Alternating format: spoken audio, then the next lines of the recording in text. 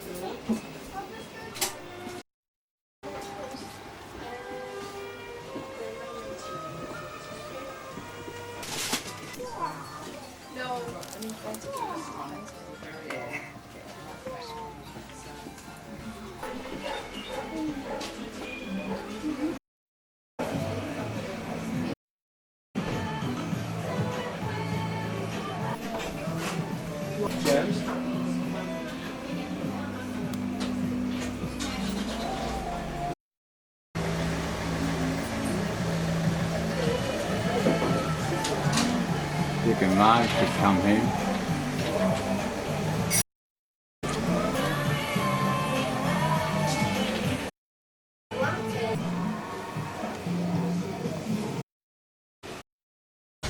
There's the pack that did Land's End to John O'Groats in April 1966, 56 days. Well, Westward Ho.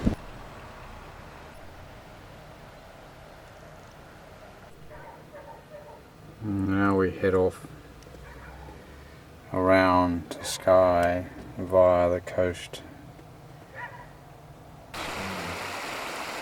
This is just typical country. We've got cows under the trees.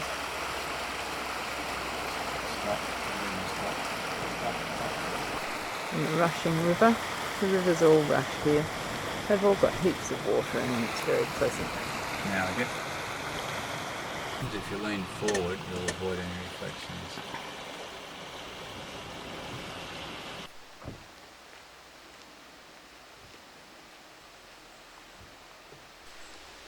Here's your ancient Caledonian forest we've been driving through off and on for a while. Lucky enough to have the sunshine.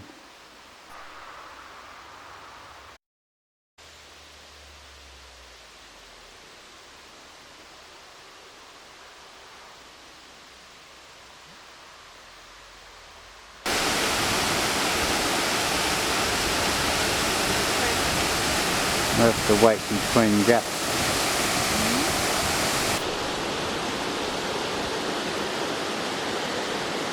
It's a fairly damp little area. It's looking back down to the road we drive by. And the sun just came out for a moment and we got our waterfall photo.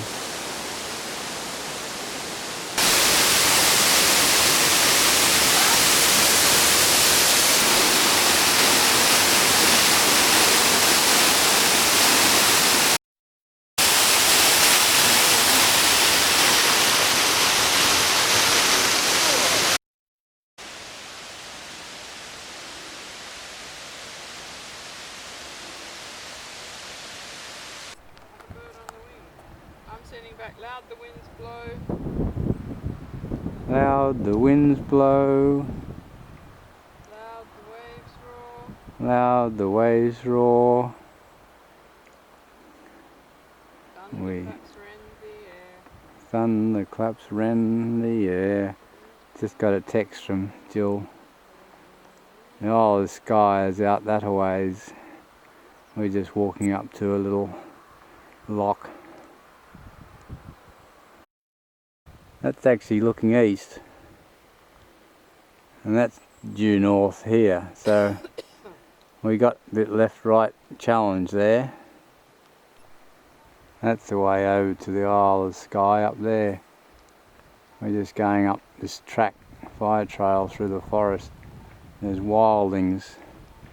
I don't know whether they're the right sort of pines, but they're shooting up everywhere in this part plantation, part will.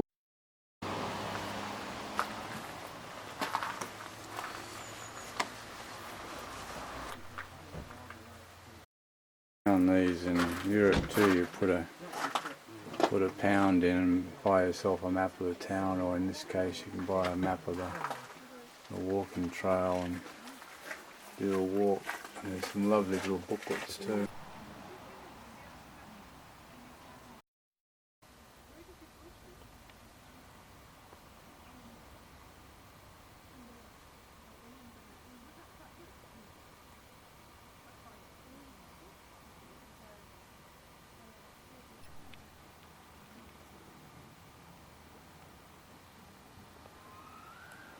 One can do some serious photography in these hills.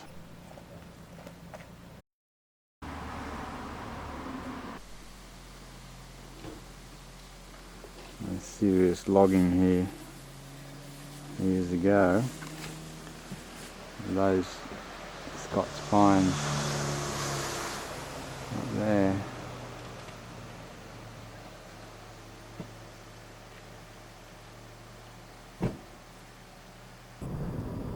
Now we're driving west across to Shieldaig, and I filmed the weather coming up.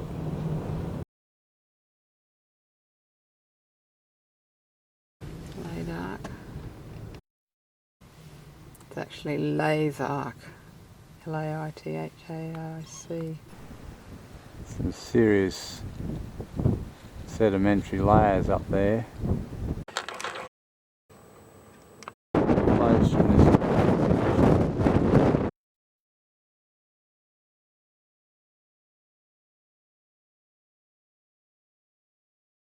this feet.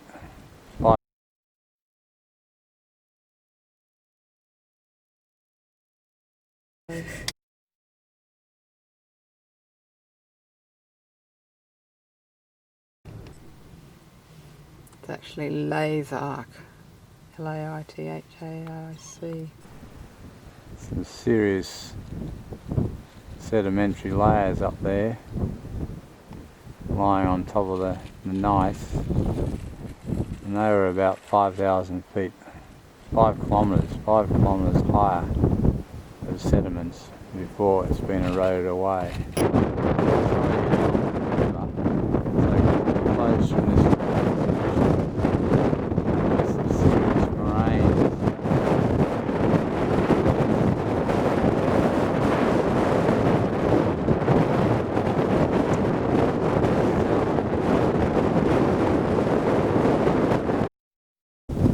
There you go, they are hillocks.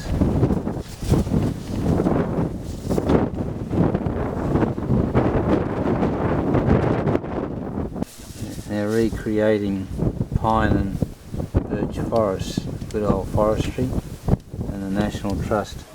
Rhododendrons have introduced and spread everywhere, and a serious pest.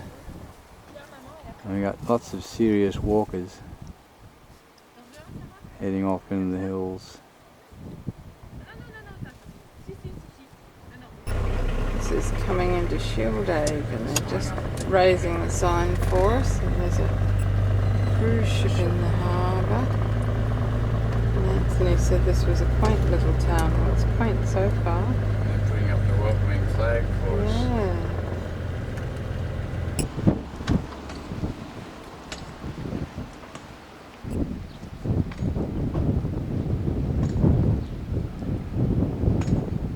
There's Anthony's quaint little village.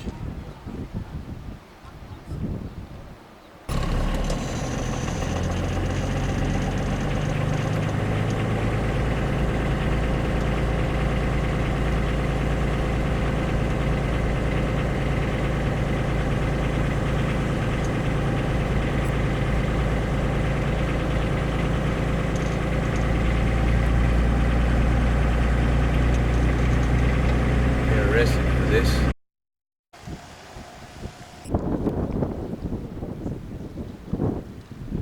Oh, that's it. It's when the rough race is on.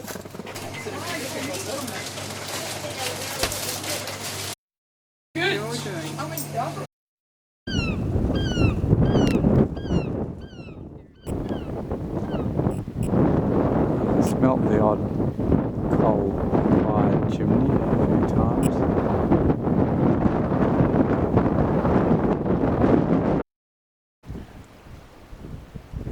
Helga with a view.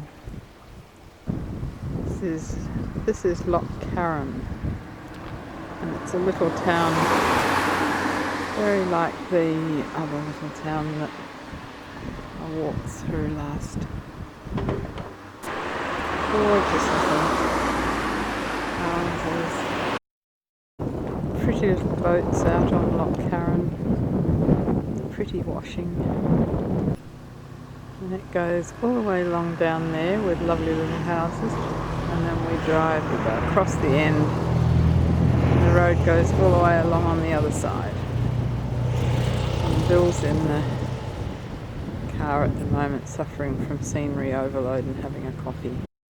Sorry, what was that?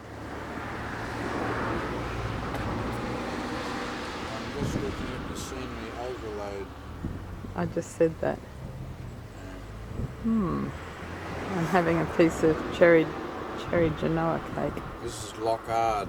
No, it's Been going around too many hard locks. this is further down the road from where we just had the coffee. It's very pretty. It's all just across the road from there. Loch Carron. This little town's called Loch Carron.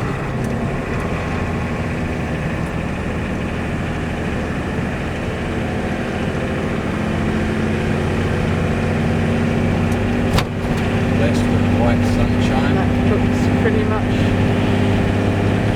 a little bit more. There's a patch in the distance. Very Lovely. patch of sunshine. Yeah, it looks like the town's just one long street. I wonder if there's a better end of town and a less good end of town.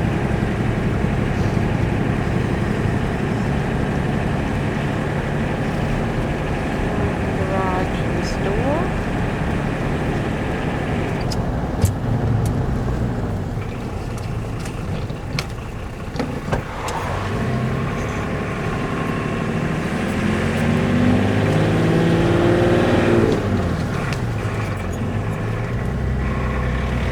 Pretty little streets. Oh, empty cloud pots. That's a first. And that's the end of.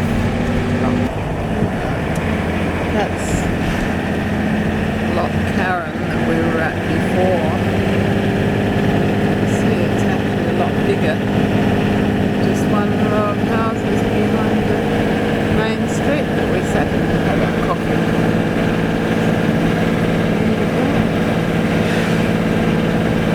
There's a railway line down there which goes all around this little peninsula.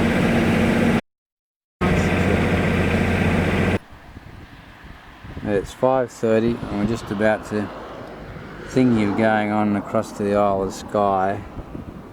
But we're going to stay here the night and cross over that bridge there onto the Isle of Skye.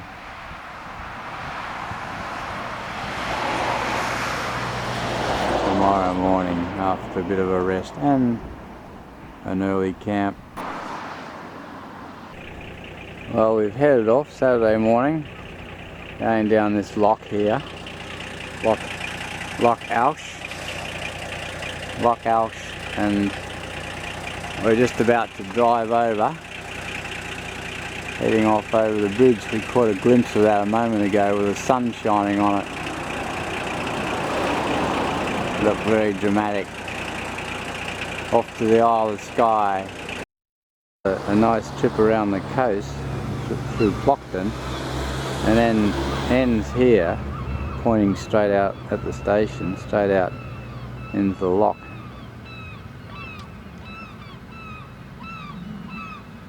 We're just debating about doing a bit of shopping here before we head off onto the Isle of Skye.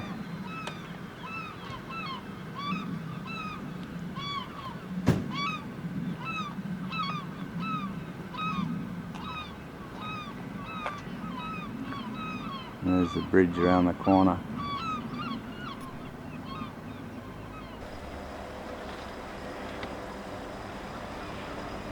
And it's still only 9 o'clock in the morning. We've had an early start.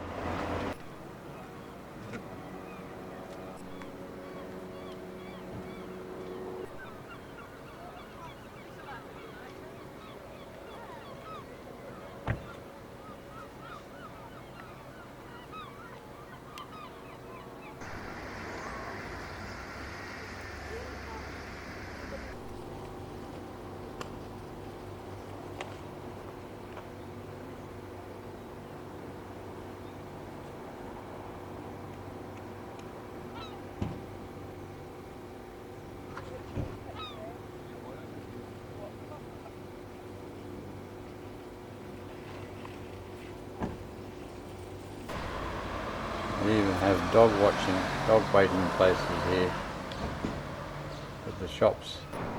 I left the shops and gone along further from Broadford, the Colas Loch. I noted on the map before I leaped out to look at these beautiful reflections that the wind's just come up.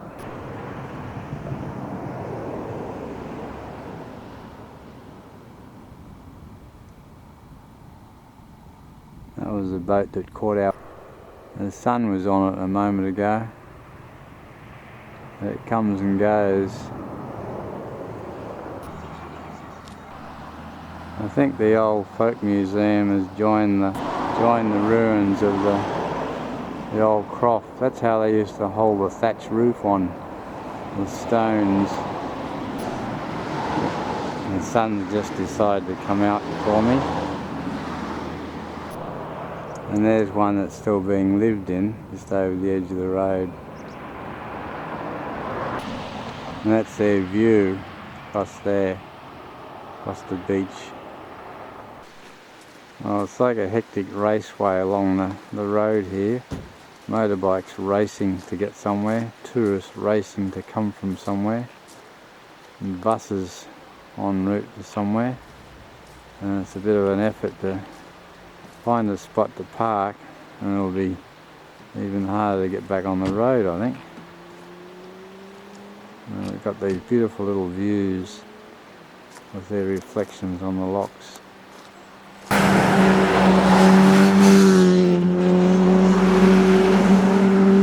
See what I mean? Even bicycles going the other way. It's a matter of waiting for the sun to peep out in the gaps now and again. You get the shots. We might get a shot up here. When the traffic goes, in between the traffic driving by and the sun coming out, oh, given up on the sun coming out just here for this moment, so we'll head off.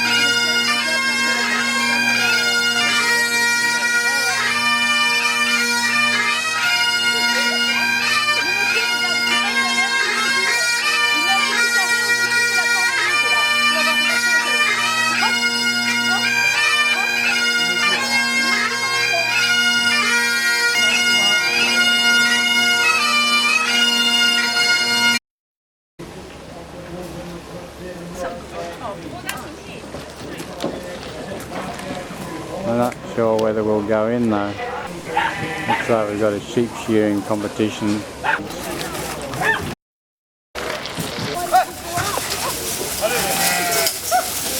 Bit of a stampede here.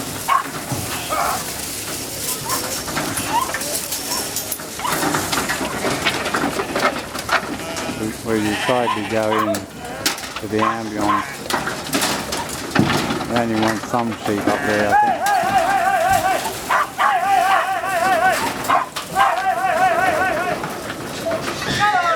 They're about to be shorn. We have here the shearing going on here.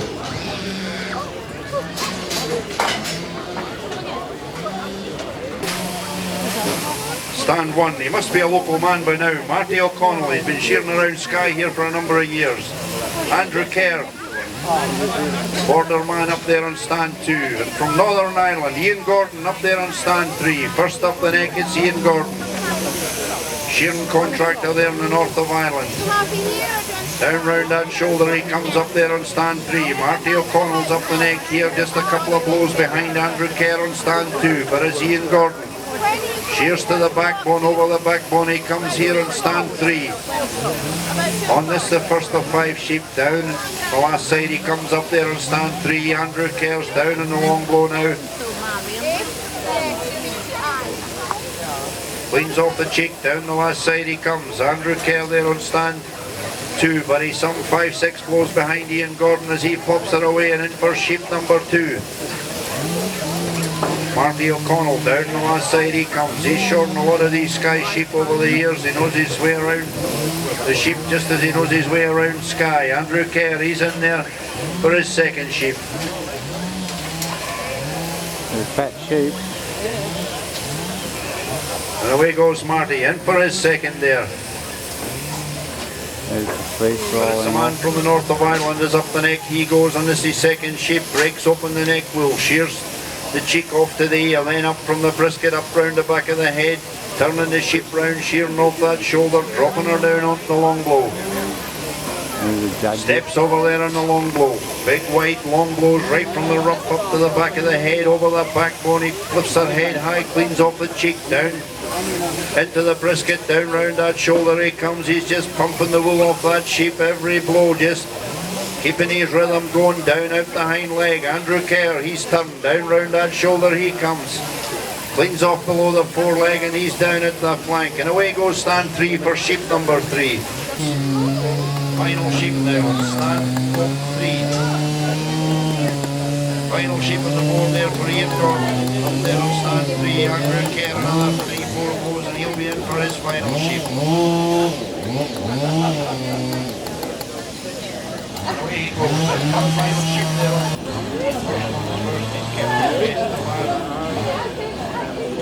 Ian Gordon down.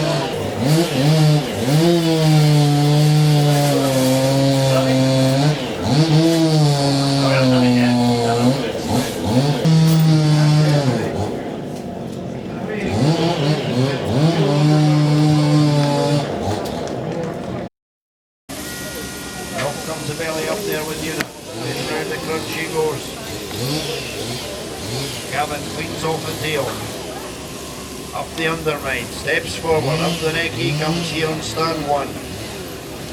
Una's up the neck now on stand 2. She wriggled a little bit in Gavin, she's just got a wheel up there on the neck. That's allowed Una to come right back. Alan's only a couple of seconds behind as he steps up the neck. Down into the long blow they go. Una's coming right back at Gavin.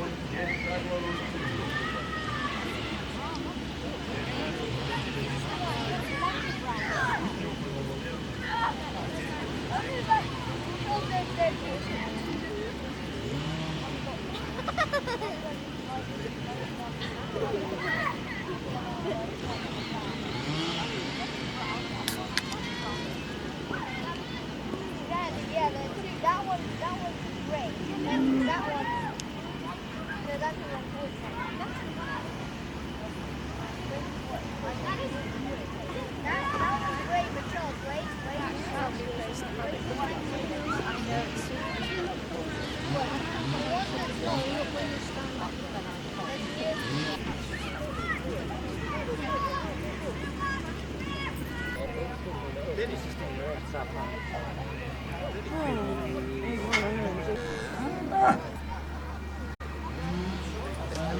and shampooed when they Aren't arrive. they? They're all scrubbed up. That beige one's very pretty. Give you a serious injury, wouldn't they? Those horns. Not for messing around with. No, not for messing around with.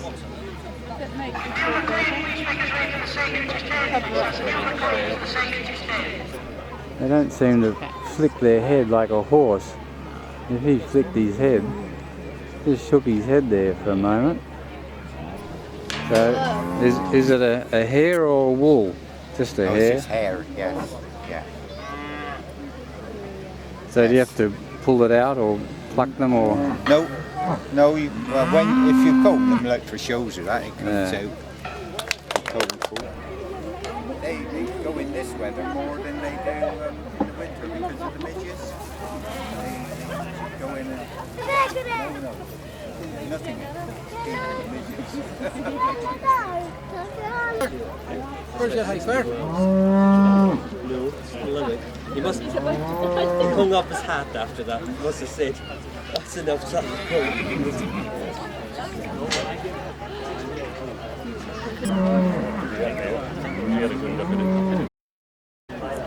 The sheep judging's been done.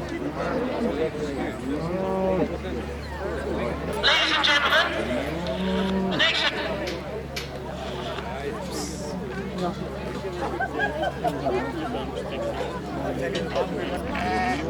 Maybe they're going to buy some.